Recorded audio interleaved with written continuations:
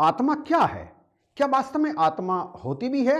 मेरे मुख से सवाल निकलते के साथ ही आप निश्चित रूप से यह सोच रहे होंगे कि नरेश आज के वीडियो में कैसी बात कर रहा है। आत्मा को लेकर तमाम वीडियो ये पहले भी बना चुका है, परंतु आज कैसी बात कर रहा है। तो यहाँ पर मैं आपसे ये कहना चाहता हूँ कि दुनिया में तमाम लोग ऐसे हैं, बल्कि ये कहूँ तो अनुचित नहीं होगा कि दुनिया की आधी से अधिक आबादी ऐसी है जो आत्मा को मानती ही नहीं। उसका कहना है कि आत्मा नाम की कोई चीज होती ही नहीं है। साइंस भी आत्मा को नहीं मानता, और वो लोग जो आत्मा को नहीं मानते वो साइंस के साथ खड़े हैं। ऐसे तमाम सवाल हैं जिनके जवाब हम सबको जानना बहुत जरूरी है। जीवन क्या है? इस शरीर में जीवन आखिर आता कहां से है? और क्या इस शरीर के समाप्त होने के बाद भी जीवन रहता है? और इस शरीर के अस्तित्व में आने से पहले भी क्या जीवन था? क्या आत्मा नाम की कोई चीज होती है? यदि होती है तो वो कहाँ रहती है? क्या आत्मा एक है या एक से अधिक आत्माएं हैं?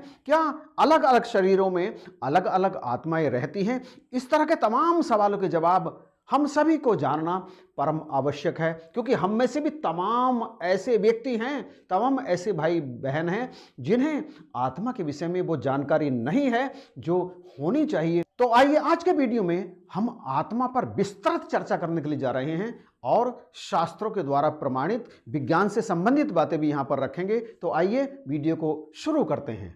श्रीमद् भागवत गीता आत्मा के विषय में भगवान श्री कृष्ण कहते हैं, आत्मा शाश्वत है, पुरातन है, नित्य है, सनातन है और अजन्मा है। नित्य है, सर्वगत है, स्थाणोर चलो अयम सनातन है। एक स्थान पर कहते हैं आत्मा का ना तो जन्म होता है और ना आत्मा मृत्यु को प्राप्त होता है। शरीर के समाप्त होने पर भी आत्मा का नाश नहीं होता।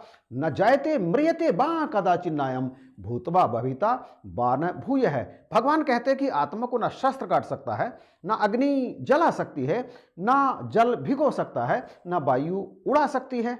नैनम छिदंती शस्त्राणि नैनम दहति पावकः न चैन क्लेदयन्ति आपो न शोष्यति मारुतः। तमाम उपनिषदों में भी आत्मा के विषय में यही सब कहा गया है जो श्रीमद् भागवत गीता में भगवान श्री कृष्ण ने कहा है। विज्ञान आत्मा के अस्तित्व को इसलिए नकारता है क्योंकि कोई भी व्यक्ति, कोई भी शास्त्र आत्मा को प्रमाणित नहीं कर सकता, आत्मा को प्रकट नहीं कर सकता। आत्मा को केवल महसूस किया जा सकता है।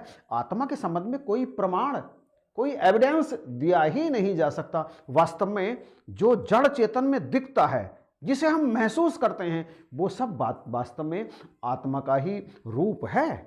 इसलिए कहा गया है सकल जग हरि को रूप निहार। दरअसल आत्मा के विषय में हमारे तमाम धर्मगुरु, तमाम कथावाचक जो बातें कहते हैं, उनमें से अधिकांश बातें गलत ही होते हैं। उन्होंने शास्त्रों को पढ़ करके उनका गहराई से अध्ययन नहीं किया होता, शायद मुझे ऐसा लगता है। तभी वे कुछ इस तरह की बातें, ताकि लोगों को ये बातें आकर्षित करें, ऐसी बातें करते हैं। वास्तव में आत्मा ना तो एक शरीर से दूसरे शरीर में जाता है और ना ही एक शरीर में घर बना करके रहता है। आत्मा रोम रोम में समान रूप से व्याप्त है, और ये मेरी आत्मा, ये तेरी आत्मा, ऐसा कुछ भी नहीं होता। आत्मा तो वास्तव में एक ही होता है जो सर्वत्र समान रूप से व्याप्त है। भगवान कहते हैं स्थाणुर चलो अयम सनातन है। आत्मा स्थिर है, अचल है और सनातन है। अचल मतलब चलता नहीं है, जाता नहीं है, स्थिर है। एक स्थान से जो दूसरे स्थान तक नहीं जा सकता, वही तो स्थिर होगा। और सबसे बड़ी बात, आत्मा कोई पदार्थ नहीं है, आत्मा कोई मैटर नहीं है। मैटर ही गति करता है। जो मैटर नहीं है, जो स्थिर है, वो गति नहीं करता। इसलिए आत्मा कभी भी एक शरीर से ना निकलती है और ना ही दूसरे शरीर में जाती है। बल्कि ये कहूं तो बिल्कुल अनुचित नहीं होगा कि आत्मा शरीर में नहीं, शरीर आत्मा में है। आत्मा शरीर में है, यहां विरोधाभास प्रतीत होगा।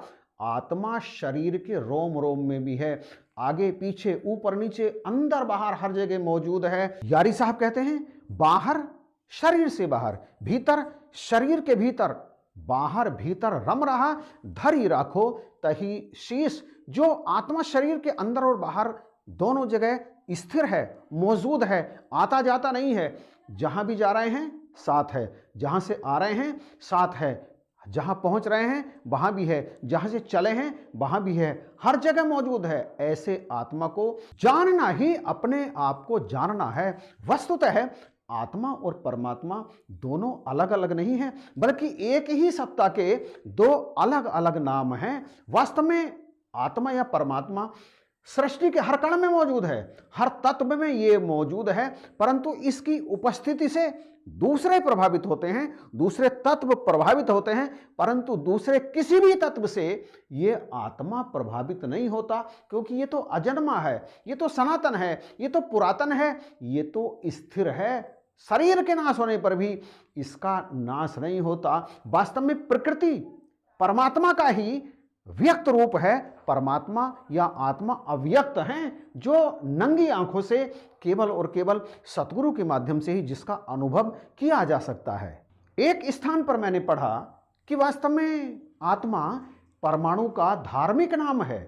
परमाणु का धार्मिक नाम, परमाणु जो इलेक्ट्रॉन, न्यूट्रॉन और प्रोटॉन से मिलकर के बना है, जिसे कोई पैदा नहीं कर सकता। परमाणु पैदा नहीं होता और ना ही परमाणु को कोई नष्ट कर सकता। यही बात आत्मा पर है। आत्मा पैदा नहीं होता, आत्मा को कोई पैदा नहीं कर सकता और आत्मा का कभी नाश ही नहीं होता। इसलिए धार्मिक भाषा में परमाणु को ही आत्मा कहते हैं, यह मैंने पढ़ा।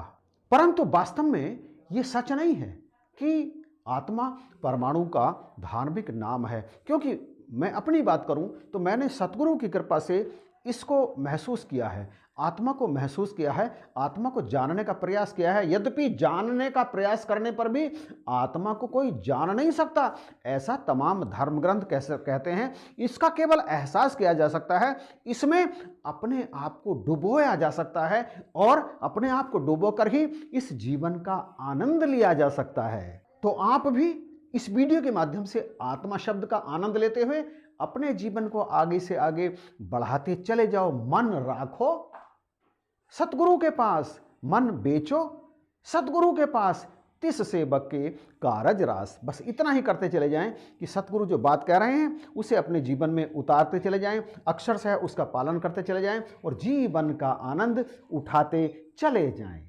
बस इन्हीं शब्दों के साथ आपसे इजाजत चाहूँगा। वीडियो आपको अच्छा लगा है तो प्लीज़ कमेंट करके बताइएगा ज़रूर और इसे शेयर कर दीजिएगा। चैनल पर यदि नए हैं, इसे सब्सक्राइब नहीं किया है तो प्लीज़ सब्सक्राइब करके बेल आइकन भी अवश्य प्रेस कर दीजिएगा, ताकि इसी तरह के वीडियो सबसे पहले आपको प्राप्त होती रहें। इन्हीं शब्दों के साथ आप सभी को जय हिंद, नमस्कार और प्यार भरी धन्यवाद।